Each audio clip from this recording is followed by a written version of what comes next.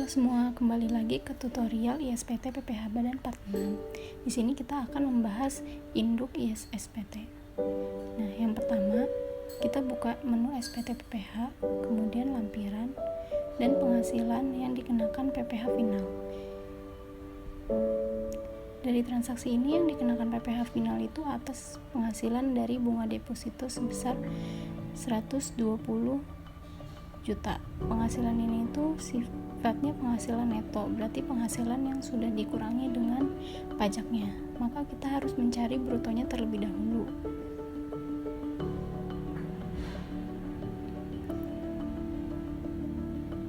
Untuk bunga deposito itu tarifnya sebesar 20%. Jadi di sini kalau kita mau nyari brutonya itu yaitu 120 juta dibagi 80%, dapat brutonya sebesar 150 juta.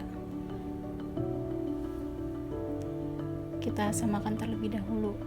Misalnya kalau brutonya 150 juta berarti PPH-nya itu sebesar 20% dari 150 juta, yaitu 30 juta. Maka netonya itu 150 juta dikurang 30 juta, jadi 120 juta. Maka bruto yang kita masukin di SPT-nya itu sebesar 150 juta dan tarifnya 20%.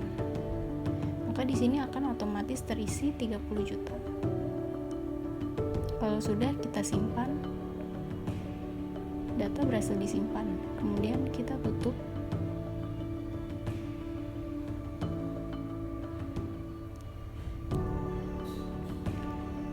Selanjutnya kita bakal mengisi lampiran khusus perhitungan kompensasi fiskal. Di sini kita klik ubah rugi laba, kemudian kita mengisi rugi dan laba selama 5 tahun berturut-turut. Yang pertama itu dari tahun 2013. Di sini ada rugi berdasarkan SPT. Kemudian 2014 ada laba SPT.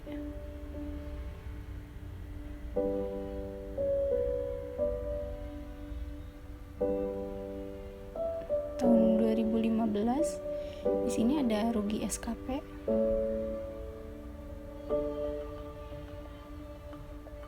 Apabila dalam tahun tersebut itu terdapat rugi dari SPT dan SKP, maka yang kita pilih itu adalah rugi berdasarkan SKP, karena SKP itu kedudukannya lebih tinggi daripada SPT. Namun apabila cuma rugi diperoleh dari satu sumber saja, maka bisa dimasukkan baik itu dari SPT maupun SKP.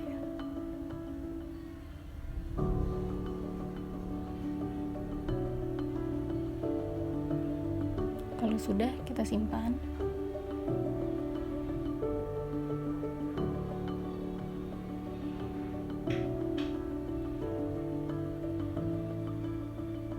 Nanti di sini bakal otomatis terisi kompensasi kerugiannya.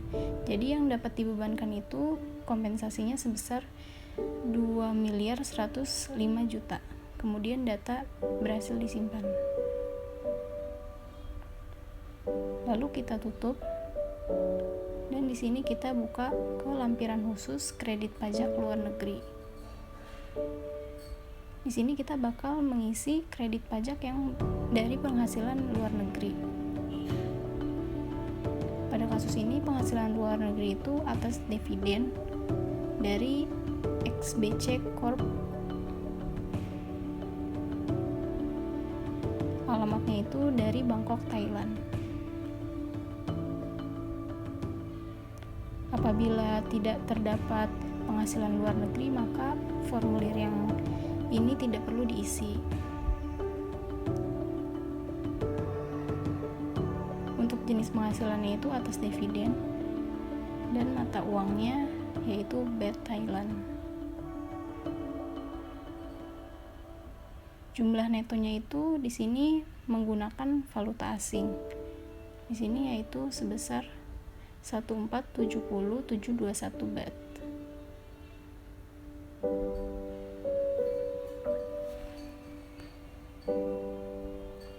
Lalu kurs KMK-nya itu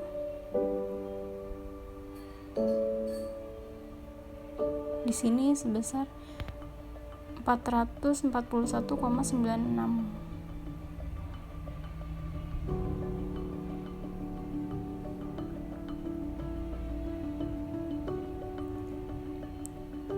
Nah, kalau udah kita bakal menghitung PPh terutang dalam satuan valuta asing.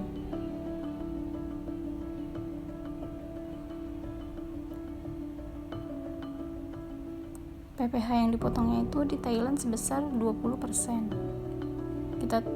Di sini kita hitung dulu penghasilan dividennya, kemudian pajaknya sebesar 20% dari penghasilan tersebut. Maka pajak terutang di Thailand itu sebesar 294.144. Untuk kredit pajak yang diperhitungkan itu kita harus menghitung dulu kredit pajak yang dipotong di dalam negeri.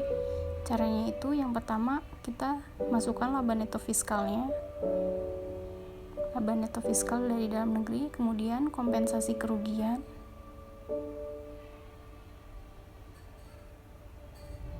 setelah itu laba neto dikurangin kompensasi kerugian, dapat penghasilan kena pajak. Pastikan penghasilan kena pajaknya itu sudah dibulatkan ke ribuan. Kemudian PPh terutangnya itu sebesar 25% dari penghasilan kena pajak. Kemudian kita bakal menghitung PPh pasal 24. Yang pertama itu kita masukin penghasilan atas dividennya sebesar 650 juta.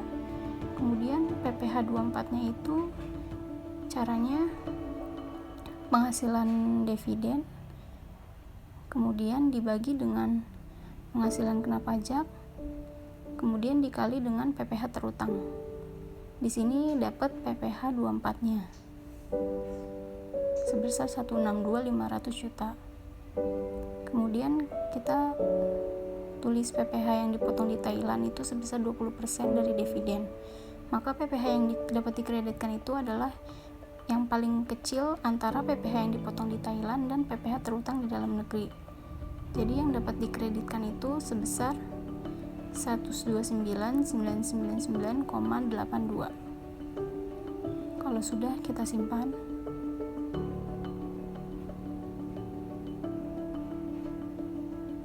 Di sini sudah tercatat PPh terutangnya. Kemudian lampirannya bisa ditutup. Lalu kita masuk ke SPT PPh badan. Di sini yang pertama itu ada pembukuan.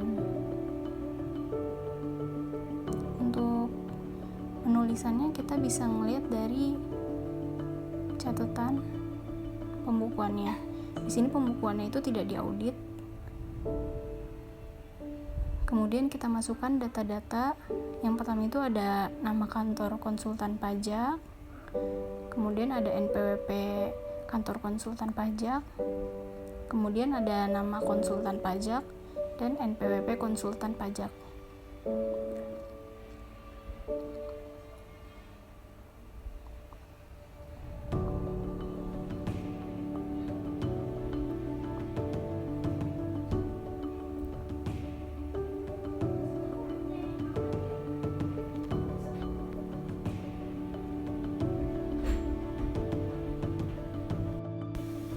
Kemudian ke halaman yang kedua, bagian A dan C, A sampai C. Di sini ada penghasilan kena pajaknya. Kemudian PPh terutangnya itu pakai yang pasal 31E. Kenapa? Karena penghasilannya itu di bawah 50 miliar. Maka kita menghitungnya itu berdasarkan fasilitas yang ada di pasal 31E ayat 1. Nah, untuk perhitungannya itu bisa dilihat di lampiran pasal 31E ayat 1 seperti ini. Yang pertama itu ada dari kegiatan usaha. Ini diisi dari SPT tahunan formulir 17711. Ini kita tutup dulu formulirnya. Kita buka ke lampiran 1. Nah, di sini lampiran 1 nomor 1A itu kan ada peredaran usaha sebesar 64 miliar 617 juta. Kemudian yang kedua ada dari luar usaha. Di sini dari luar usahanya itu sebesar 1370. Kemudian ada penghasilan dari luar negeri, yaitu yang nomor 2. Kemudian di sini di jumlah penghasilan brutonya. Lalu yang kedua itu ada penghasilan kena pajak. Penghasilan kena pajak itu yang pertama ada penghasilan yang memperoleh fasilitas, yaitu dari 4,8 miliar dikali PKP dibagi jumlah peredaran bruto, nanti dapat nilainya sebesar 630.768. Di sini tuh dari 4,8 miliar dibagi bruto, kemudian dikali penghasilan kena pajak. Penghasilan kena pajaknya itu yang sudah dibulatkan. Lalu yang kedua ada penghasilan kena pajak yang tidak memperoleh fasilitas. Caranya itu penghasilan kena pajak dikurangi dengan penghasilan kena pajak dari peredaran bruto yang memperoleh fasilitas. Di sini angkanya itu dapat dari penghasilan kena pajak yang sudah dibulatkan, kemudian dikurangi dengan yang nomor 2A, yaitu peredaran bruto yang memperoleh fasilitas. Lalu selanjutnya ada PPh terutang. PPh terutang itu juga yang pertama ada yang memperoleh fasilitas. Caranya yaitu 50% dikali 25% dikali PKP yang memperoleh fasilitas.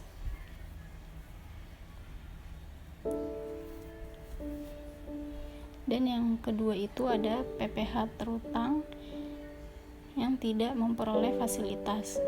Caranya itu dari 25% dikali dengan PKP yang tidak memperoleh fasilitas. PKP yang tidak memperoleh fasilitasnya itu dari penghasilan kena pajak yang tidak memperoleh fasilitas. Nah, kalau dari 2 PPh terutang ini sudah dapat, lalu dijumlahkan. Jumlahnya dari kedua itu akan menjadi PPh terutang yang kita masukkan ke dalam lampiran induk.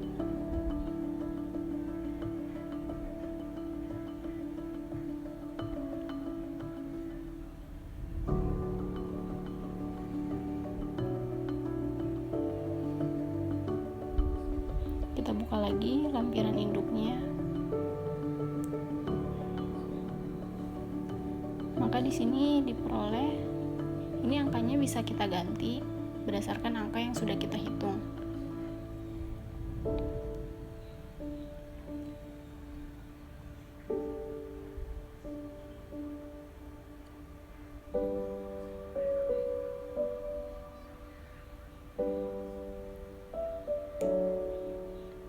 Kemudian untuk yang pengembalian dari luar negerinya nggak ada, jadi kita langsung ke kredit pajak pasal 25. Di sini total kredit pajaknya itu kan ada 204 juta. Nah, 204 juta itu terdiri dari kredit pajak pasal 25 yang dipotong, yang dibayar per bulan, dan ada juga yang atas STP, ada pokok pajak dan terdiri dari sanksi administrasinya.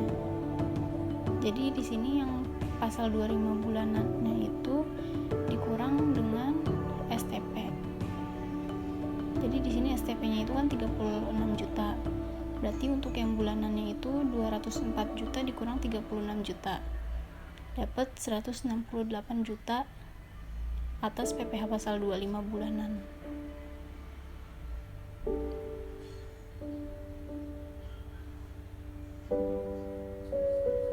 Kalau udah, kita ke bagian angsuran pasal 25 untuk tahun berjalan. Di sini ada penghasilan yang bersifatnya teratur. Penghasilan yang bersifat teratur ini kita dapat dari penghasilan neto fiskal. Di sini ada penghasilan neto fiskal dikurangi dengan penghasilan yang tidak teratur. Misalnya itu penghasilan tidak teratur itu adalah penghasilan dari luar usaha.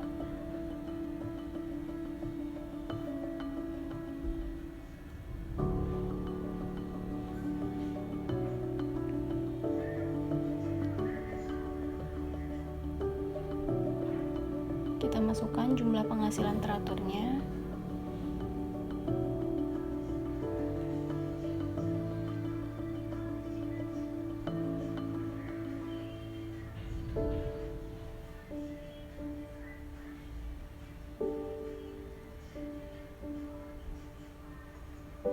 Kemudian di sini ada kredit pajak untuk tahun lalu.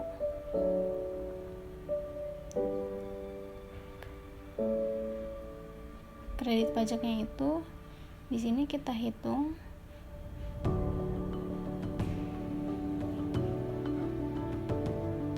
yaitu dari kredit pasal 22, 23 dan 24.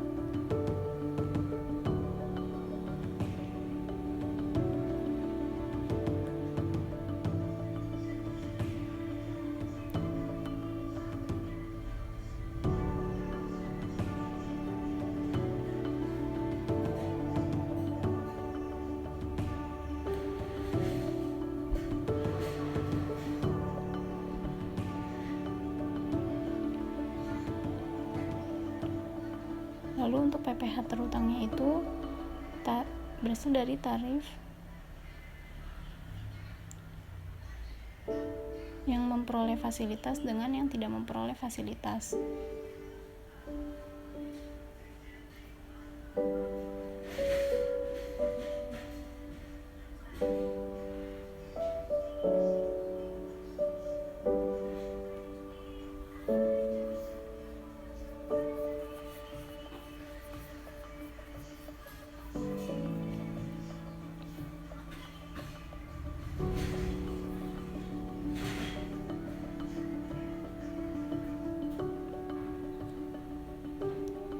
Maka di sini dapat PPh pasal 25 yang dibayar per bulannya itu sebesar 137 juta.